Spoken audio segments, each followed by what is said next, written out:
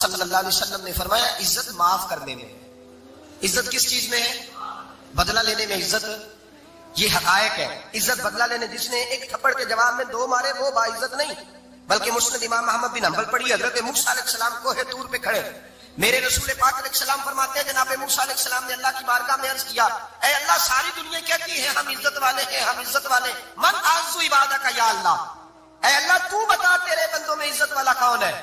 حضرت موسیٰ کہتے ہیں رب کریم نے فرمایا اذا قدر غفرا، جس کے پاس بدلہ لینے کی طاقت ہو پھر بھی معاف کر دے وہ بڑی عزت والا ہوا کرتا ہے۔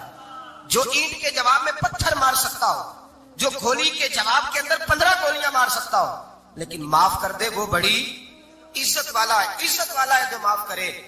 حضرت فخر جہاں دہلوی بہت بڑے درویش تھے، سلسلہ عالیہ چشتیہ کا بہت بڑا نام، اور اس صوفی کے آپ حالات پڑھے تو رب کریم نے بڑا ہی نوازا ہوا تھا۔ دلی کی جامع مسجد کے خطیب، اور ان کی کرامت یہ تھی کہ جو آدمی آ کے سامنے کھڑا ہوتا تھا نا اسے بتانا نہیں پڑتا تھا کہ میرے دل میں کیا ہے، بتانا نہیں پڑتا تھا، سامنے آ کے کھڑا ہوتا تھا تو حضرت ہاتھ اٹھاتے تھے، کہتے تھے اللہ یہ بے اولاد ہے اسے اولاد عطا کر دے۔ دوسرا آ کے کھڑا ہوا، خوشی نہیں ہو رہی آپ کو؟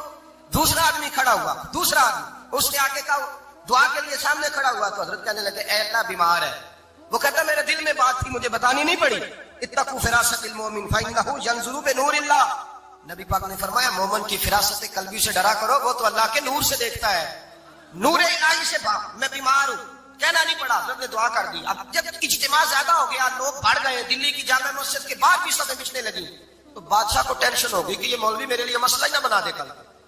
اس نے ایک سازش رچی، ایک طوائف تھی، اس طوائف کو کچھ پیسے دیے، کہنے لگے ایکٹنگ کرنی ہے، کہنے لگی فکر نہ کریں۔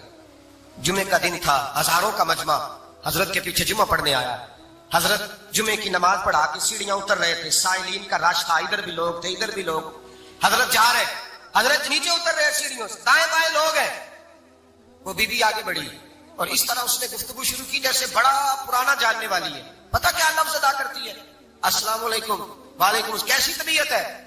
رات کو پھر آپ آ گئے، ملاقات ہی نہیں ہو سکی، وہ معاف کیجیے گا اس وقت اس لیے آئی ہوں کہ آپ رات کو مجھے کھوٹے سکے دے گئے تھے، کھوٹے سکے، تو میں بازار گئی ہوں تو دکاندار نے لیے نہیں، تو یہ کھوٹے سکے۔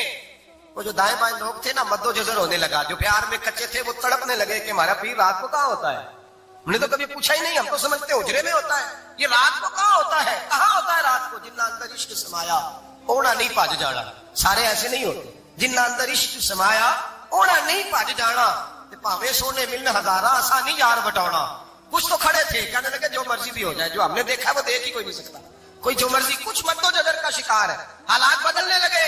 اب وہ بی بی اس طرح گفتگو کر رہی ہے جیسے بڑی پرانی جاننے والی ہے، کہنے لگی کھوٹے سکے دے گئے تھے، دکاندار نے لیے نہیں۔ حضرت کے چہرے پہ کوئی شکن نہیں آیا، آپ نے اپنا ہاتھ اٹھایا، جیب میں ڈالا، الٹا پیسے نکالے اور سیدھا ہاتھ اس بی بی کے سر پہ رکھا، کہنے لگے بیٹی فکر والی بات کوئی نہیں، تو مجھ سے اصلی سکے لے جا، جا اصلی سکے لے جا، تیرا کام ہو جائے، اور فکر نہ کرنا، پھر بھی ضرورت پڑے نا تو آ جانا، میں اصلی سکے دے دوں گا۔ یہ لفظ کہہ کے حضرت نیچے اترے تو وہ دوڑی ہوئی آئی، پلٹ کے آئی، پیروں میں بیٹھی، کہنے لگی بابا تو کس مٹی کا بنا ہے، کس نور سے تیری تخلیق ہوئی ہے، کس حسین مزاج کا تو مالک؟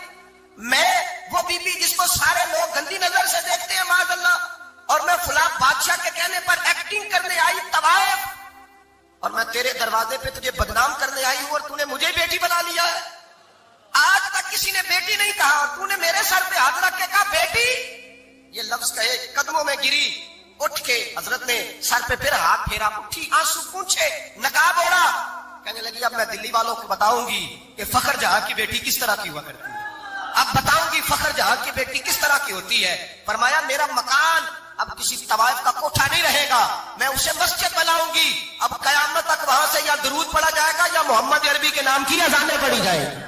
یہ عزت ہے، یہ وقار ہے۔ بھائی آپ کسی کو معاف کر کے تو عزت لے سکتے ہیں، یہ بھی تو ہو سکتا تھا نا پکڑ لو اس کو، یہ تمہارے پیر پہ الزام لگانے آئیے، پکڑو مارو، یہ بھی کام ہو سکتا تھا، لیکن حضرت نے معاف کیا، معاف کیا۔ امام زین العابدین میرے مصطفیٰ کریم کے نواسے، امام حسین کا میدان کربلا میں بچ جانے والے اکیلے بیٹے، اور امام زین العابدین فرماتے ہیں میں اگر 1 مہینہ عمرہ کرنے نہ جاؤں تو حجر اسود میری خواب میں آتا ہے اور مجھے آگے کہتا ہے حضور میری آنکھیں ترس گئی ہیں، مجھے دیدار تو کرا جائے، دیدار تو کرا جائے۔ اور حجر اسود جدھر جدھر جدھر جدھر امام صاحب گھما کرتے تھے آپ کے حالات میں لکھا حجر اسود بھی ادھر ادھر جاتا تھا طواف. اتنی بڑی شخصیت.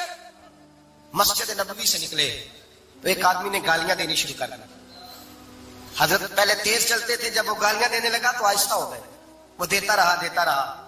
جب آپ کا گھر آ گیا تو آپ فرمانے لگے بھائی میرا مکان آ گیا ہے, کوئی بات اور کرنی ہو تو کر لے. میرے بچوں نے سن لیا تو تجھ سے ناراض ہو گئے. اور پھر وہ شخص کہتا جب یہ لفظ کہے نا تو مجھ پہ سخت طاری ہو گیا, یہ کیا کہہ رہے ہیں, ہم تو دشمن کو بھی پاکیزہ سزا دیتے ہیں, یہ کیا کہہ رہے ہیں. حضرت نے کہا کوئی بات کرنی ہو تو کر لے, میرا مکان آ گیا ہے. وہ کہتا میں اس بات پہ بھی سختے میں تھا. تھوڑی دیر گزری تو فرمانے لگے بھائی ابھی تو تم نے میرے وہ ایپ بیان کی ہے جن کا تجھے پتا تھا, میرے اندر تو اور بڑیاں کوتاہیاں پائی جاتی ہیں, اور بڑیاں کمیاں, بڑی پتا سارا ہے سردار مکیتیاں کا من نانم کے من دانم, تجھے کیا پتا میرے تو بڑے عیب چھپے ہوئے ہیں. وہ شخص کہتا ہے مجھ پر دوسرا بم گرا تو پاک محبوب کا پاک نواسا, پاک فاطمہ کے پاک پوتے اندر گئے.